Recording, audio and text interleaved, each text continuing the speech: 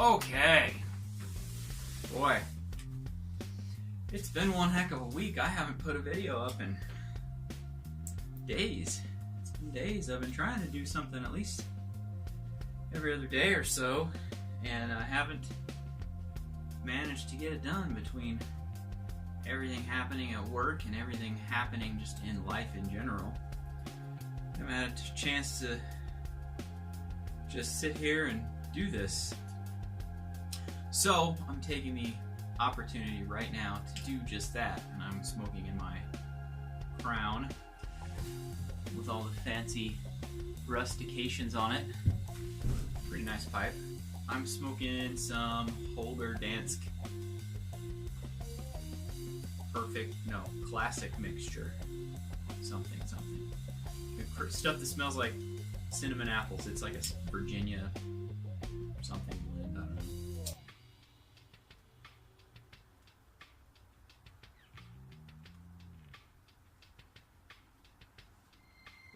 That initial light.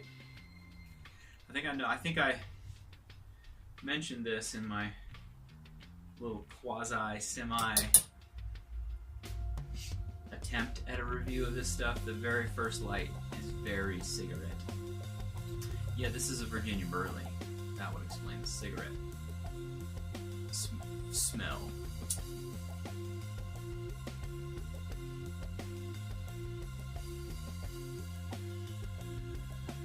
But only on first light. Once you get the charring light out of the way, it's good. Anyhow, so what's been going on this week? Boy, all kinds of stuff. It's been raining and sunny and raining and sunny. I'm sitting out here in the shed right now and it stinks. I mean, it smells awesome because I got a whole bunch of this. Malorgan knife. Just sitting here. I bought 2 bags and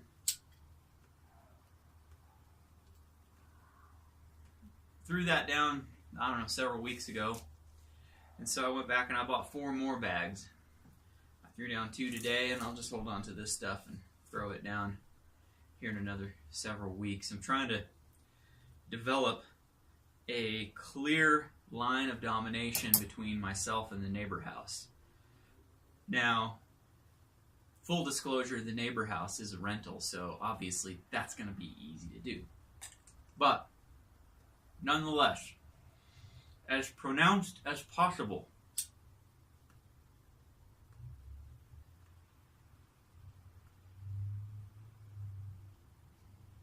there we go. We can get this bad boy lit.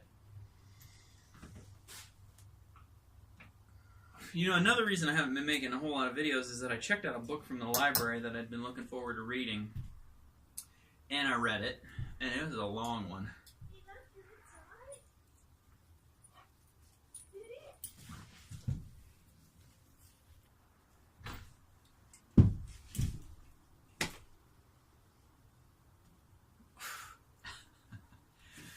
I can't do anything by myself for more than 5 minutes. 5 minutes tops, that's all I got. And after that, I'm needed by somebody somewhere all the time. Anyway, let's get back to this topic at hand. The book that I finished. I originally read, it was a sequel. I originally read the first one a couple of years ago. And at the time I read it, it had been out a couple of years. It's called Flight of the Silvers by Daniel Price. It's a pretty decent book. It's right up my alley. It's, you know, time-bending, parallel universe, sci-fi type stuff.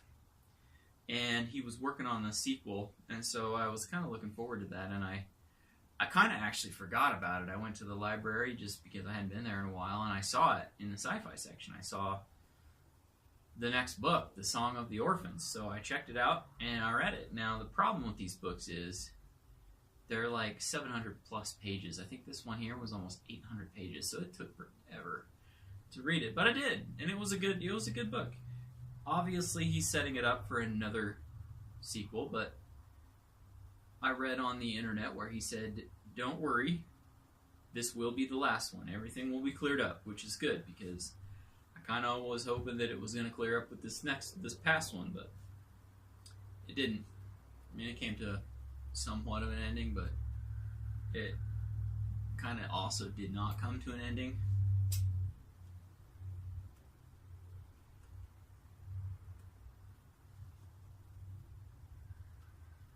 But that's okay. Just means I get to read another book. And I intend to. I intend to read the last one. It's going to be called the War of the Gibbons or something like that. Anyhow, I checked that out on a book because I don't like reading books on my tablet here or a Kindle or whatnot. However, I will tell you that when you check out a book that's 700 pages, it's a pain in the neck to carry it around in your bag because, you know, the thing is like this thick and it's heavy. So the book that I'm reading now, I checked this out from the library on my tablet. And it is called, I don't even remember what it's called. Hang on a second, let me pull it up. It's by another author that I've read before. Amped by Daniel Wilson. It's another sci-fi. He's another author that I've read other books from. Actually, when I really started getting back into reading a couple of years ago, I picked up one of, what was his name again? I'm bad. Daniel Wilson. I picked up one of Daniel Wilson's books called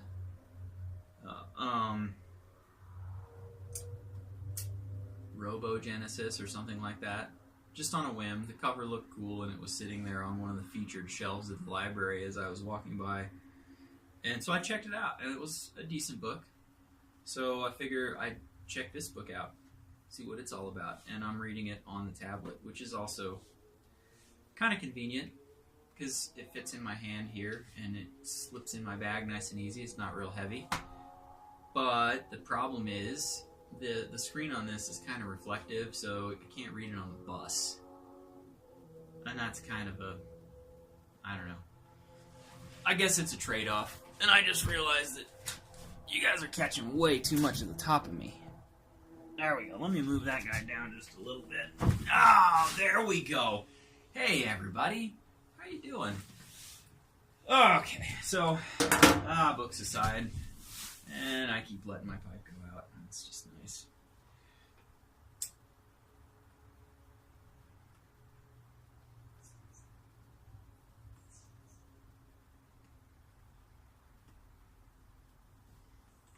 There we go.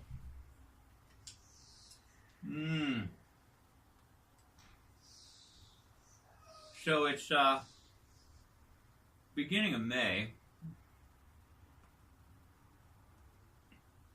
Denver, Colorado. Speaking of going to the library, my office is on the opposite side of the Capitol from the library. So my office, then there's the Capitol, the Civic Center Park, and then the library over here, right? So when I go from here, I gotta walk from here to here through the park.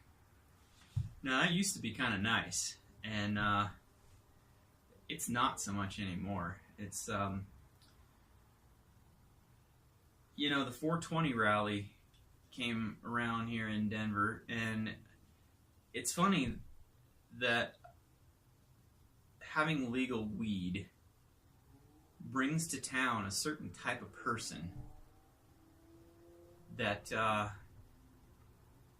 well, let's just say they don't want to do anything else other than, you know, panhandle and buy legal weed without having to worry about getting in trouble. So, you know, there's, you know, the Civic Center Park used to be such a nice place. You could go, you could sit, you could read, you could do whatever, and you can't do that anymore because there's just people camped out everywhere. You know, and it's not like your typical variety of homeless people.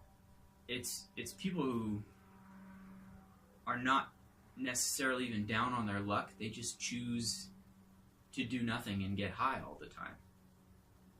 You know, you got able-bodied 20-something-year-olds down there in the park playing hacky sack and smoking dope and panhandling.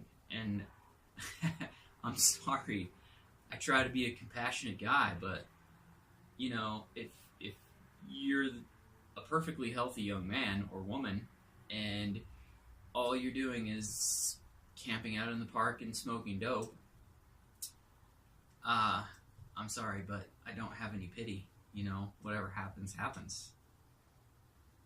I don't know. I'm probably saying too much, but what it basically means is you can't walk through that park anymore because they used to park school buses there for when the grade schools and elementary, middle schools, high schools would take field trips to the Capitol.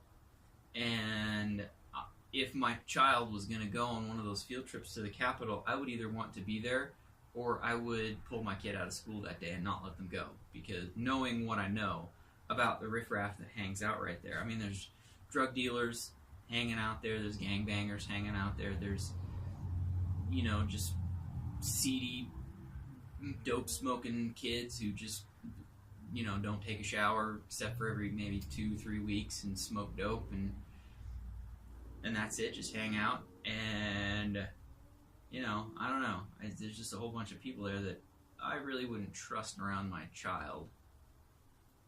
So, you know, it's just a shame. I mean, in theory, I kind of agree with legalizing marijuana. The problem is it's not legal everywhere in the United States. So you get these states where it's legal, and they act as a magnet for all these other people from other places who want to come here because they can smoke dope and not get in trouble. So then, you know, it brings that type to town, and then inevitably crime goes up because that's the type of person that it is. That's the demographic that it is. And it's unfortunate, and eventually more states are going to legalize it, and then the federal government's going to have to do something, and then maybe, just maybe, all these people will go home where they maybe have a support system. Maybe they have a family that, you know, would like to see them home and like to see them better. I don't know. But, you know, they won't be standing around making people nervous down in the park, that's for sure.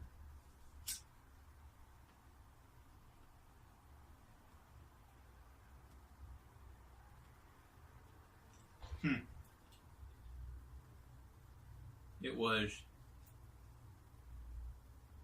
well, it was the day that I took that book back to the library.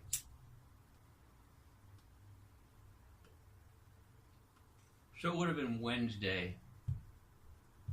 Tuesday or Wednesday of this week. I'm walking back, and I see that the light's about to change, and I don't want to miss it. I don't want to wait at the crosswalk. So I break into a jog to make it across the street before the light changes, and then there's this homeless dude running towards me, and he looks right at me and says, "You run like a girl." As if he was trying to start a fight, because the dude was obviously, I mean, the pot calling the kettle black, but what I wanted to say is, no, I run like a guy who has a job and a house and a car and supports his family. But no, smile and nod. Smile and nod. Sometimes it's best just to be nice.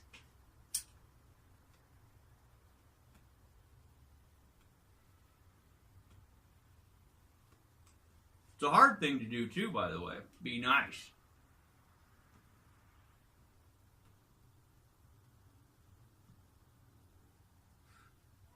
Sign of a true man is not a man who kicks a lot of ass and beats people up.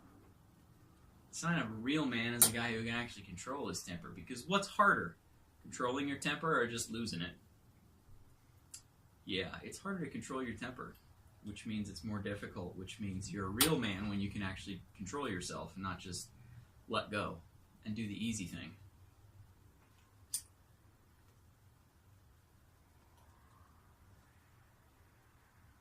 Anyway, now that I've been on my 15-minute diatribe, I think it's time for you guys to get the heck out of here so I can bust this open and read it. And actually smoke this pipe without letting it go out. So, until next time here in the, well, not in the joint, in the shed, I'll see you later.